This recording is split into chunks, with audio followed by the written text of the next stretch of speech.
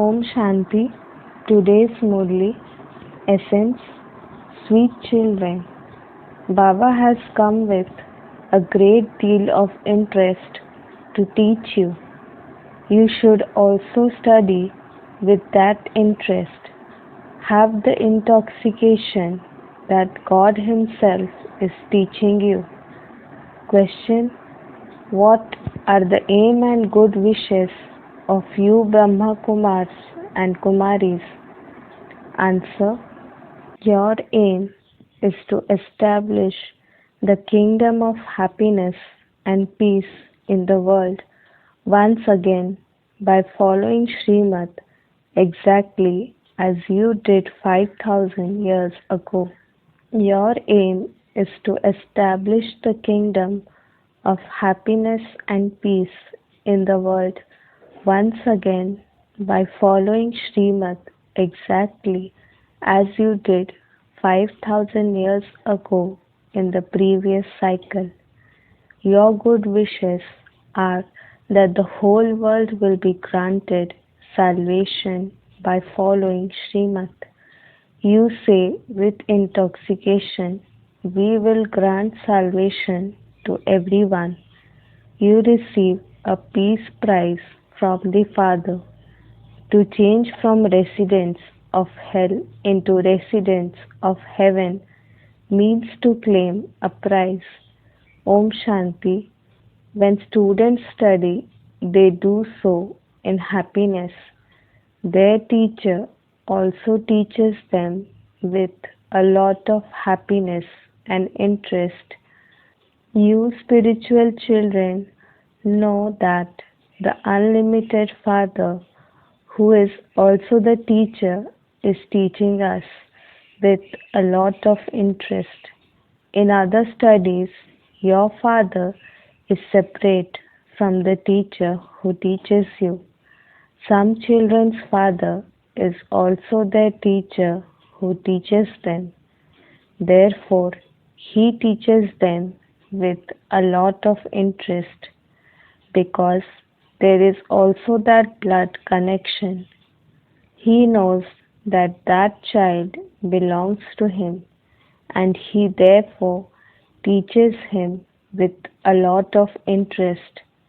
This father would also be teaching you with so much interest. Therefore, you children should also study with very much interest. The Father is teaching you directly. He only comes once to teach you. You children should have a lot of interest because Baba, God, is teaching you. He explains everything very clearly. While studying, some children wonder what this is all about. This is the cycle of coming and going in the drama, but they wonder why was this play created? What benefit is there in it? Will we just continue to go around the cycle all the time? In that case, it would be better to be liberated from this cycle. When they see that they have to continue to go around this cycle of 84 births, they have such thoughts as why did God create such a play that no one can be liberated from the cycle of coming and going? It would be better to receive eternal liberation. Many children have such thoughts. They want to be liberated from this coming and going, from happiness and sorrow. The Father says this can never happen. It is useless to try to attain eternal liberation. The Father has explained that not a single soul can be liberated from his part. An imperishable part is recorded in each soul. Souls are eternal and imperishable. The actors are absolutely accurate. There cannot be even one soul more or one soul less. You children have all the knowledge. No one can be liberated from playing his part in this drama, nor can anyone attain eternal liberation. Those of all religions have to come down number-wise. The Father explains, this is a predestined and eternal drama. You say, Baba, we now know how we go around the cycle of 84 births. You also understand that those who come first must take 84 births. Those who come later would surely take fewer births. Here you have to make effort. The old world is definitely going to become new again because new children continue to come. Baba has to explain everything to you over and over again. Who would teach them the previous lessons? Therefore, when the Father sees new children, he repeats the old points. All the knowledge is in your intellects. You know how you have been playing your parts from the beginning. You know accurately how you come down number-wise and how many births you take. The Father comes at this time to tell you things of knowledge. In the golden age, you have the reward. It is only at this time that this is explained to you. The term Manmanabhav is written at the beginning and at the end of Gita. You are being educated so that you claim a status. You are now making effort to become kings. It has been explained how those of other religions also come down number-wise. Everyone has to follow the founder of his religion. There is no question of a kingdom. It is just the scripture, the Gita, that has been praised a great deal. It is in Bharat that the Father comes and speaks it and grants everyone salvation. After the founders of religions have died, huge pilgrimage places are built to them. In fact, Bharat, where the unlimited Father comes, is everyone's pilgrimage place.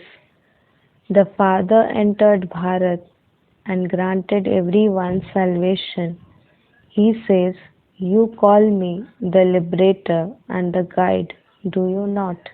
I will liberate you from this old world of sorrow and take you to the land of peace and the land of happiness. You children know that Baba will take us to the land of peace and the land of happiness, and that everyone else will go to the land of peace. The Father comes and liberates you from sorrow. Neither does he take birth, nor does he die. The Father has come, and he will then leave again. You wouldn't say of him that he has died, or that he left his body as you would of Shivananda. People carry out the final rites on the departure of a soul. No rites or ceremonies, etc., have to be performed when this Father leaves. You can't even tell when he comes. There is no question of final rites being performed. The final rites of all human beings are performed, but there are no rites performed for the Father because he doesn't have a body. In the golden age, there is no mention of spiritual knowledge or worship. It is only at this time that such things exist. Everyone else only teaches devotion at this time. For half the cycle, there is devotion, and then at the end of the cycle, the Father comes and gives you your inheritance of knowledge. This knowledge will not go there with you. There is no need to remember the Father there because you are in liberation. Would you have to remember Him there? There are no complaints about sorrow. Devotion is at first unadulterated and then it becomes adulterated. At this time, devotion is extremely adulterated. This is called the extreme depths of hell. It is total hell. The Father has now come to make it into total heaven. At this time, there is 100% sorrow. Then there will be 100% peace and happiness. Souls will go and rest in their home. It is very easy to explain this. The Father says, I only come when there has to be establishment of the new world and destruction of the old world. It wouldn't be just one who carries out such a task. Many helpers are also required. It is at this time that you children become the Father's helpers. You are doing true service of Bharat in particular. The true Father is teaching you true service. You benefit yourselves, Bharat, and the whole world. Therefore, you should be doing this with a great deal of interest. Baba grants everyone salvation with so much interest. Everyone now definitely still has to receive salvation. This is pure pride, good wishes. You are doing true service, but in an incognito way. A soul does everything through a body. Many people ask you what the aim of the Brahma Kumaris is. Tell them the aim of Brahma Kumaris is to establish the golden aged self sovereignty of peace and happiness throughout the whole world. Every 5,000 years, we establish peace in the world by following Srimad and claim the World Peace Prize. The king, queen, and subjects all claim this prize. To become a resident of heaven from a resident of hell is no small prize. Those people become very happy when they receive a peace prize, but they don't really receive anything. It is we who claim the true prize of world sovereignty from the Father at this time. They say that Bharat is their elevated land. They praise Bharat so much. They all believe that they are the masters of Bharat. However, they are not the masters. You children are now establishing the kingdom by following Baba's Srimad. You don't have any weapons. You imbibe divine virtues, and this is why you are remembered and worshipped. Look how much Amba is worshipped. However, who is Amba? They don't even know if she is a Brahmin or a deity. There are many names such as Amba, Kali, Durga, Saraswati. Here too there is a small temple to Amba. They show Amba with many arms, but she is not like that. That is called faith. When Christ and Buddha etc. came, They established their own religions. Their times and dates are all known. There is no question of blind faith. Here the people of Bharat don't know anything, who established their religion or when it was established. This is why it is said to be blind faith. You are now worshippers, and you will then become worthy of worship. When you souls are worthy of worship, your bodies too become likewise. You are worshipped in the form of souls, and then, because you became deities, you are also worshipped in those forms. The Father is always incorporeal, and he is therefore always worthy of worship. He never becomes a worshipper. It is of you, children, that it is said, "You are worthy of worship, and you are also worshippers." The Father is ever worthy of worship. The Father comes here and does the true service of granting everyone salvation. The Father says, "Now constantly remember me alone. Don't remember any bodily beings." Many millionaires and billionaires cry out the name of Allah. There is so much blind faith.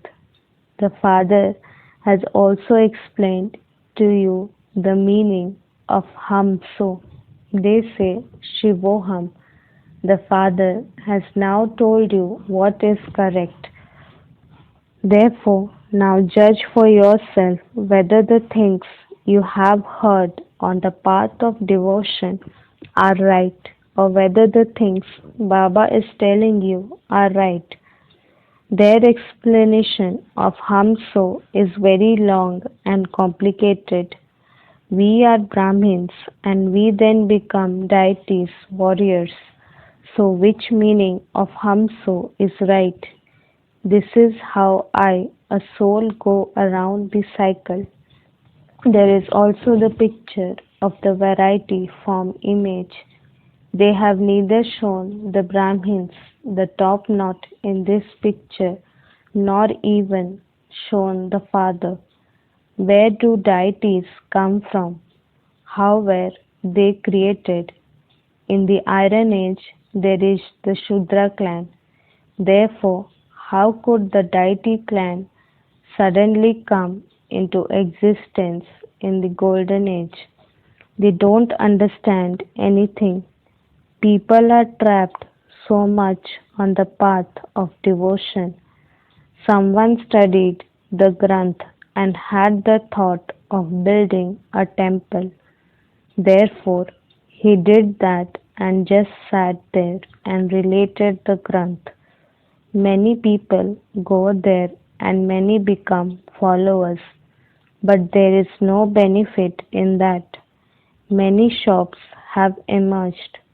All of those shops will now be destroyed. All of that business exists on the path of devotion, and they earn plenty of money through that. Sannyasis say that they are Brahma yogis, just as the people of Bharat originally belong to the deity religion but say that they belong to the Hindu religion. In the same way, Brahma is the element of light where souls reside, but sannyasis have then given themselves the name, the ones who have knowledge of the Brahma element. However, the Brahma element is the place of residence for souls. Therefore, the Father explains how they have made such a huge mistake. All of this is their illusion. I have come to remove all of their illusions.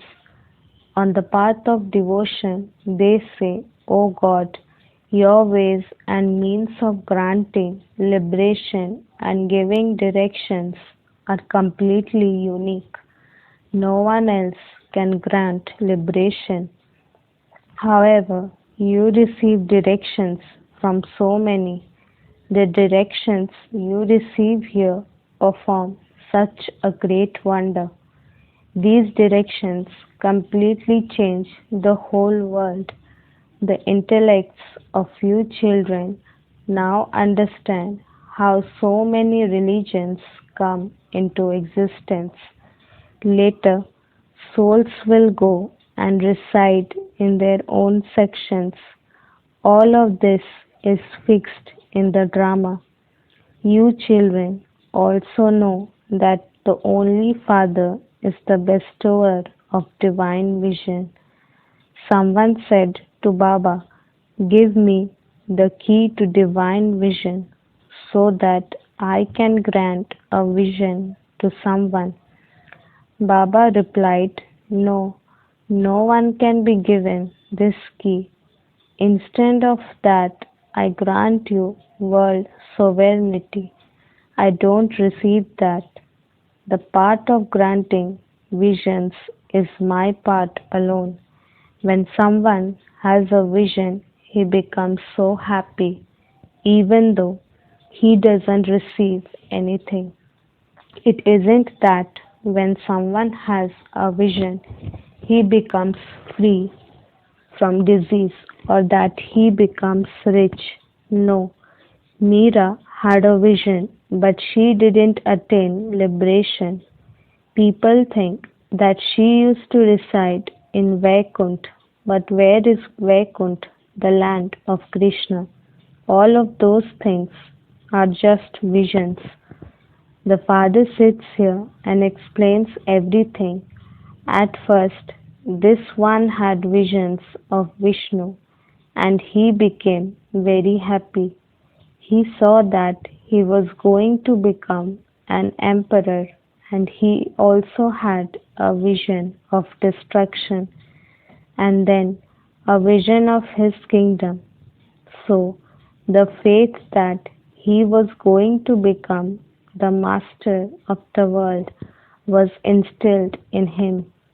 Then Baba entered him. "Okay, Baba, you take all of this. I just want the kingdom of the world. You two have come here to make this bargain, have you not? Those who take knowledge will stop doing devotion." Acha, to the sweetest, beloved, long lost, and now found children, love, remembrance, and good morning from the mother, the father, Bap Dada. The spiritual father says Namaste to the spiritual children. Essence for Dharna: imbibe divine virtues and do true service of Bharat by following Srimad. Bring benefit to yourself, to Bharat, and to the world with a lot of interest.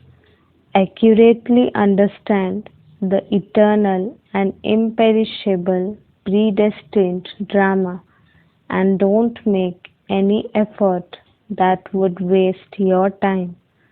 Don't even have wasteful thoughts. Blessing: may you make your stage constant and stable by practicing concentration and stability and become an embodiment of total success.